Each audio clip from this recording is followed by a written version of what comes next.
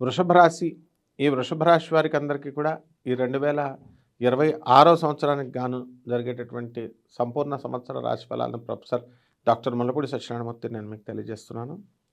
ఈ సంవత్సరం అంతా కూడా వృషభ రాశికి ఆదాయాల విషయంలో మీరేమీ చూసుకోనవసరం లేదు. లాస్ట్ ఇయర్ కంటే పెరుగుతాయి. అయితే ఒక స్త్రీ వలన డిప్రెషన్‌కి గురయ్యేటటువంటి అవకాశాలుంటాయి.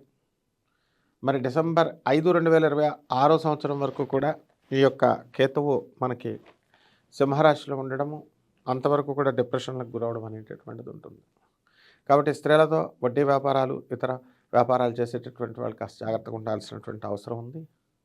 అలాగే ఈ రాశి వారికి అందరికీ కూడా మనము కొత్త కొత్త పనులు స్టార్ట్ చేయాలనేటటువంటి ఆలోచనలు వస్తాయి. సృజనాత్మకంగా కొత్త కొత్త ప్రాజెక్ట్స్ ఇవన్నీ కూడా సక్సెస్ చేసుకుంటూ ముందుకు వెళ్తూ ఉంటారు.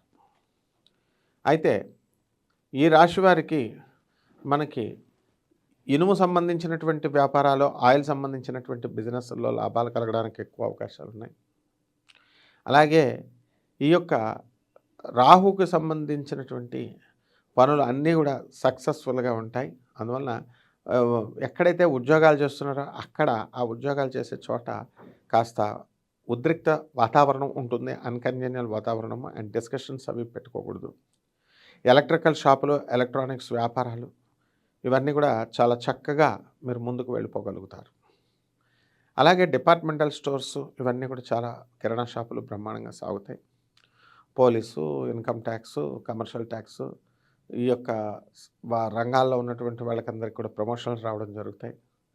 సాఫ్ట్వేర్ ఉద్యోగస్తులకైతే కాస్త ఇంకా బాగుంటుంది. మరి బయట లే ఆఫ్లు ఇవన్నీ వల్ల, రెసెషన్ పీరియడ్ వల్ల జాబులు పోయినప్పటికీ కూడా వీళ్ళకి వృషభ రాశి వాళ్ళకి చెక్కు చెదరదు. ఇక ఈ వృషభ రాశి వాళ్ళకందరికీ కూడా పరిహారాలు ఏం చేయాలంటే, మనకి కేతువు ఈ సంవత్సరం అంతా కూడా బాగుండలేదు డిసెంబర్ 5 వరకు. కాబట్టి కేతు జపం చేసుకోండి, కేతు స్తోత్రాలు చదవండి.